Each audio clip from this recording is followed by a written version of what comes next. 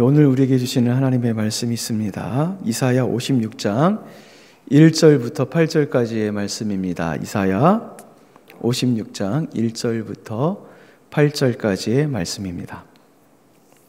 우리 찾으신 줄 알고 합독하며 나가도록 하겠습니다. 시작. 여호와께서 이와 같이 말씀하시기를 너희는 정의를 지키며 의를 행하라. 이는 나의 구원이 가까이 왔고 나의 공의가 나타날 것임이라 하셨도다. 안식일을 지켜 더럽히지 아니하며 그의 손을 금하여 모든 악을 행하지 아니하여 하리니 이와 같이 하는 사람, 이와 같이 굳게 잡은 사람은 복이 있느니라. 여호와께 연합한 이방인은 말하기를 여호와께서 나를 그의 백성 중에서 반드시 갈라내시리라 하지 말며 고자도 말하기를 나는 마른 나무라 하지 말라. 여호와께서 이와 같이 말씀하시기를 나의 안식일을 지키며 내가 기뻐하는 일을 선택하며 나의 언약을 굳게 잡은 고자에게는 내 집에서 내 성 안에서 아들이나 딸보다 나은 기념물과 이름을 그들에게 주며 영원한 이름을 주어 끊어지지 아니하게 할 것이며 또 여호와 연합하여 그를 섬기며 여호와 이름을 사랑하며 그의 종이 되며 안식일을 지켜 더럽히지 아니하며 나의 영혼을 굳게 지키는 이방인마다 내가 곧 그들을 나의 성산으로 인도하여 기도하는 내 집에서 그들을 기쁘게 할 것이며 그들의 번제와 회생을 나의 제단에서 기꺼이 받게 되리니 이는 내 집은 만민이 기도하는 집이라 할 그름이 될 것임이니라. 이스라엘의 쫓겨난 자를 모으시는 주 여호와가 말하노니 내가 이미 모은 백성에 또 모아 그들에게 속하게 하리라 하셨느니라. 아멘. 네, 날씨가 참 더운 것 같습니다. 간밤에도 잠을 설쳤을 것 같은데 그럼에도 불구하고 이 자리 가운데 나오신 여러분 축복하고요. 특별히 요즘 지금 휴가철인데 휴가를 가지 아니하시고 또 하나님 전에 나와서 하나님의 말씀을 듣는 여러분 모두를 축복을 합니다. 이사야는 세 부분으로 나눌 수가 있습니다. 1장부터 39장, 그리고 40장부터 55장, 그리고 56장부터 마지막 장인 66장까지를 나눌 수가 있어요. 그래서 1장부터 39장은 포로 전에 무엇을 선포하는 내용이냐면 심판에 대한 선포를 이야기를 하고 있고 40장부터 55장까지 우리가 어제까지 본문을 보았는데 그 내용은 포로로 잡혀간 그 바벨론 포로기에 있는 사람들에게 위로와 회복의 메시지를 전한 것을 알 수가 있습니다. 그리고 오늘부터 시작된 56장부터 66장까지는 이제 포로기에서 돌아온 자들에게 주는 메시지로서 가나안 땅에서 어떻게 살 것인가에 대한 이야기가 주어지는 것을 볼 수가 있는데요. 오늘 본문 가운데 포로지에서 돌아온 자들에게 주어지는 말씀이 오늘 본문부터 시작이 되어집니다. 1절부터 2절을 보면은 무슨 내용을 담고 있냐면 구원을 기다리는 자의 삶의 태도는 무엇인가, 어떤 삶의 태도를 가져야 되는가에 대해서 알려주고 있습니다. 그것은 한마디로 말해서 정의를 지키고 의를 행하는 것이다 라고 말씀을 합니다. 여기서 정의는 미슈파트라고 이야기를 할 수가 있는데 이것은 무엇을 의미하냐면요, 하나님께서 원하시는 질서를 의미를 합니다. 그리고 의는 무엇을 의미하냐면 처다카라고 하여서 하나님과 사람 사이의 관계, 그리고 사람들과 사람 사이의 관계에 관심을 두는 것을 의미를 합니다. 즉 하나님의 질서를 잘 지키는 것 뿐만 아니라 하나님과의 관계를 잘 두고 특별히 그 하나님의 공동체 가운데서 사람과의 사람 사이의 그 관계를 잘 두는 것이 정의와 의를 행하는 것입니다. 그런데 오늘 본문에서 정의와 의를 실천하는 행위로서 무엇을 이야기를 해주고 있냐면은 안식일을 지키라라고 말씀을 하고 있습니다. 2절 말씀에 보면 안식일을 지켜 더럽히지 아니하며 그의 손을 금하여 모든 악을 행하지 아니하야 하리니. 안식일을 지키라고 말을 하고 있어요. 그것도 어떻게 지키라고 말씀하고 있냐면 손을 금하여 모든 악을 행하지 아니하야 할 것이다. 즉 안식일은 무엇이냐면은 안식일이라는 외적인 표징을 지킬 뿐만 아니라 내적으로 안식일에 맞는 삶을 살아라 라고 지금 말씀을 하고 있는 것입니다. 여러분, 안식일이 무엇인가요? 안식일은요, 출애굽기 3장 17절을 말씀해 보면은 안식일은 언약 공동체를 표징하는 거예요. 언약 공동체의 외적인 표징이 안식일입니다. 하나님과 백성 사이의 영원한 표징이라고 말씀을 하고 있습니다. 따라서 안식일은 이스라엘의 정체성을 알리는 외적인 신앙 고백입니다. 그러므로 안식일을 지킨다는 것은 언약 백성이라는 것을 공개적으로 알리는 겁니다. 하나님을 알지 못하는 자들과 구별된 사람이라는 것을 드러내는 행위가 바로 안식일을 지키는 행위입니다. 따라서 안식일을 지킨다는 것은 세상 사람과 구별된 자로 선다는 선포의 신앙적 고백입니다. 그뿐만 아니라 안식일을 지키는 자의 삶의 태도 역시 중요하다라고 말씀을 하고 있는데, 왜 안식일을 지키는 자의 삶의 태도가 중요할까요? 그 이유는 무엇이냐면 안식일이 모든 날의 중심이 되기 때문에 그래요. 모든 날의 중심이 안식일이에요. 안식일을 중심으로 모든 날이 정해지기 때문에 그렇습니다. 따라서 안식일을 지키기 위해 다른 날의 삶도 안식일과 같은 삶을 살아야 함을 지금 말씀을 하고 있습니다. 그런 삶을 살 때 하나님께서 어떻게 하신다고 말씀하고 있죠? 2절 하반절 말씀에 보면은 복을 주신다라고 말씀을 하셔요. 복을 주신다는 것은 하나님께서 기뻐하신다, 그리고 하나님께서 인정해 주신다라고 지금 말씀을 하고 있는 겁니다. 요즘 우리가 안식일은 지키고 있지는 않죠. 우리는 대신 주일을 지킵니다. 이제 주일은 그리스도인의 외적인 표징입니다. 근데 점점점 이 주일이라는 개념이 퇴색되어져 가는 것 같습니다. 물론 모든 날이 주의 날이고 우리는 모든 날에 주님을 예비할 수 있습니다. 그렇다 하더라도 그리스도인은 주일에 교회 공동체와 함께 예배를 드려야 합니다.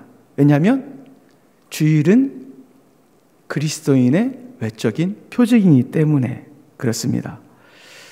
여러분, 교회 공동체 가운데 주일이라는 개념이 사라지면 어떻게 될 것 같습니까? 제 생각에는 아마 이 주일이라는 개념이 점점점 퇴색해버리면 점점점 교회 공동체가 와해되지 않을까라는 생각을 해보게 돼요. 분명 우리는 시간과 장소를 초월해서 하나님을 예배할 수 있어요. 우리는 어느 장소, 어느 때, 어느 시에 그 하나님을 예배할 수 있고 그 하나님과 마주할 수 있고 그나 하나님께 경배할 수 있고 그 하나님을 만날 수가 있어요. 그럼에도 불구하고 우리는 주일이라는 날에 그 시간에 공동체 예배를 드려야 돼요. 왜냐하면 이것이 그리스도인의 외적인 표징이기 때문에 그래요. 이 외적인 표징은 우리만 알고 있는 것이 아니라 믿지 않는 사람도 알아요. 그래서 그리스도인은 주일을 지키는 자다. 그리스도인은 주일에 교회에 나가서 하나님께 예배 드리는 자라고 믿지 않는 자들도 다 알고 있는 내용이에요. 이 다 알고 있는 내용을 누가 무너뜨리고 있냐면 그리스도인들이 스스로 무너뜨리고 있는 것을 보게 돼요. 좀 안타까운 것 같습니다. 이렇게 1절부터 2절을 통해서 구원을 기다리는 자의 삶의 태도를 언급했다면 3절부터 8절까지는 무엇을 이야기를 하고 있냐면 이렇게 새롭게 포로에 대해서 귀환한 그 새로운 공동체에 누가 일원이 될 수 있는가, 어떤 사람이 일원이 될 수 있는가에 대해서 말씀을 하고 있어요. 여러분 놀라지 마십시오. 3절부터 8절까지의 말씀이 우리에게는 충격이 되지 않을 수도 있을지 모르겠지만 당시 이스라엘 백성들 입장에서는 매우 충격적인 일입니다. 왜 그러냐면은 하나님의 백성이 될 수 있는 자의 조건이 이스라엘 민족에 국한되지 않기 때문에 그래요. 어디까지 확대되냐면은 오늘 본문 가운데 이방인까지 확대되고 이 고자까지 확대가 되어집니다. 이방인은 어떤 사람들이에요? 하나님의 백성의 일원이 될 수 없는 사람들이 이방인이에요. 그 고자는 어떤 사람들이에요? 신명기 23장 1절을 보면요, 이 사람들은 여호와의 총회에 들어올 수 없는 자들이에요.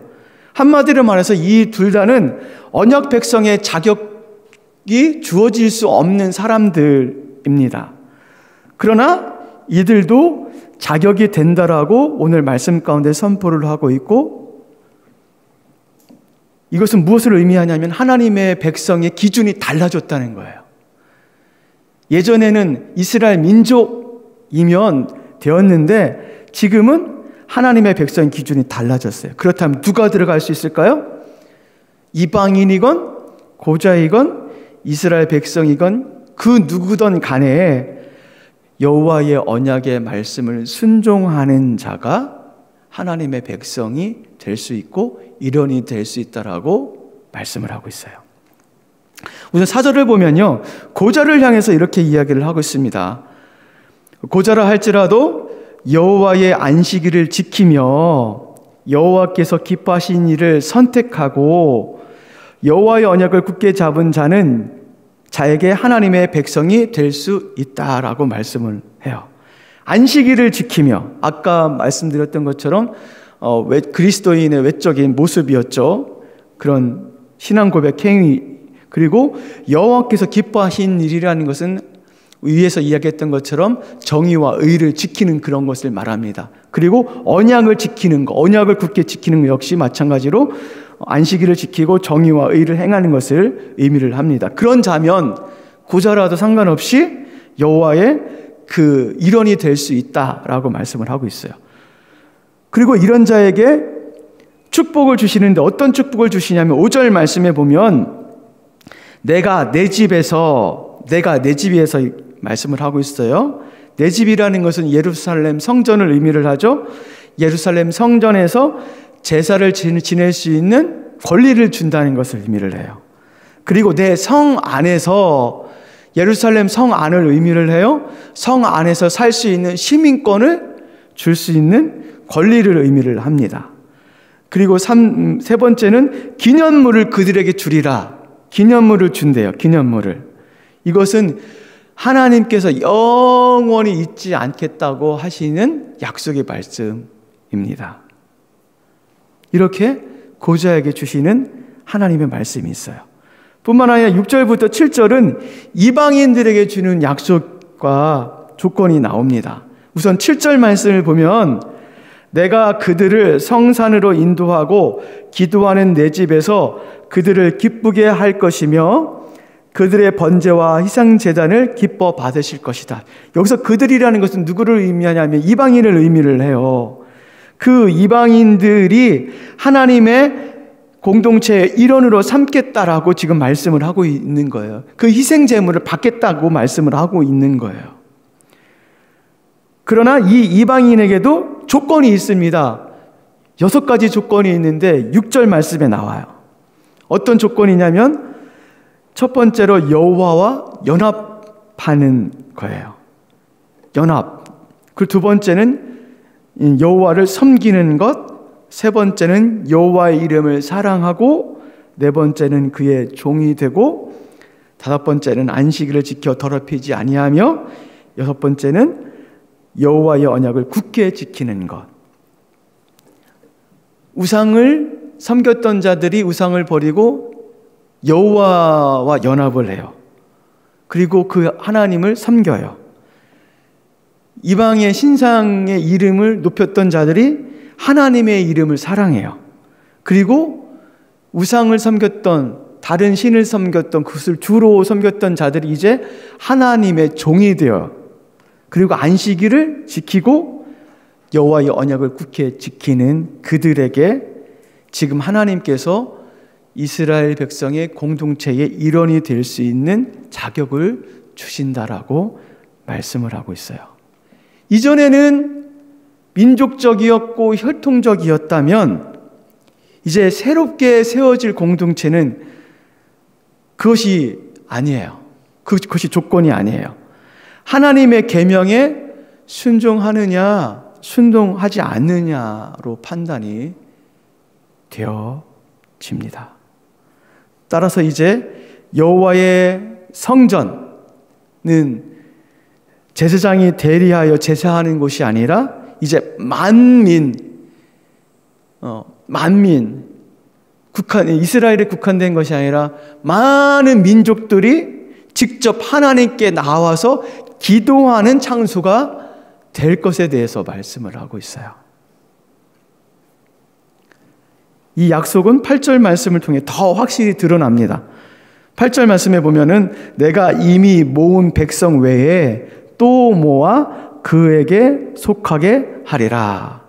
이미 모은 백성은 이스라엘 백성을 의미하고요. 또 모아라는 것은 아까 이야기했던 것, 위에서 이야기했던 고자와 이방인, 여호와의 말씀에 순종하는 자 가운데에 그 길을 열어놓으시고 그 문을 열어놓으신다라고 지금 말씀을 하고 있습니다. 사랑하는 우리 지체 여러분, 하나님은 오늘 말씀을 통해서 어떤 분이실까요? 하나님은 당신의 말씀에 순종하는 자를 당신의 백성으로 삼으시는 분이십니다. 하나님은 순종하는 자를 통해서 하나님의 공동체를 이끌어 가시는 분이시죠. 하나님은 당신의 말씀을 듣고 행동하는 자를 찾고 계시고 그 사람을 통해서 하나님의 나라를 세워 가시죠. 하나님은 지금도 그런 사람을 찾고 계십니다. 그렇다면 내게 주는 교훈은 무엇일까요? 우리에게 하나님의 말씀을 순종하고 구별된 삶을 살고 있는지 한번 우리의 삶을 좀 돌아봐 보았으면 좋겠습니다. 여러분의 삶은 하나님을 알지 못하는 사람들의 삶과 구별된 삶을 살고 있습니까? 여러분은 하나님의 말씀에 대하여 반응하시면서 살고 계십니까?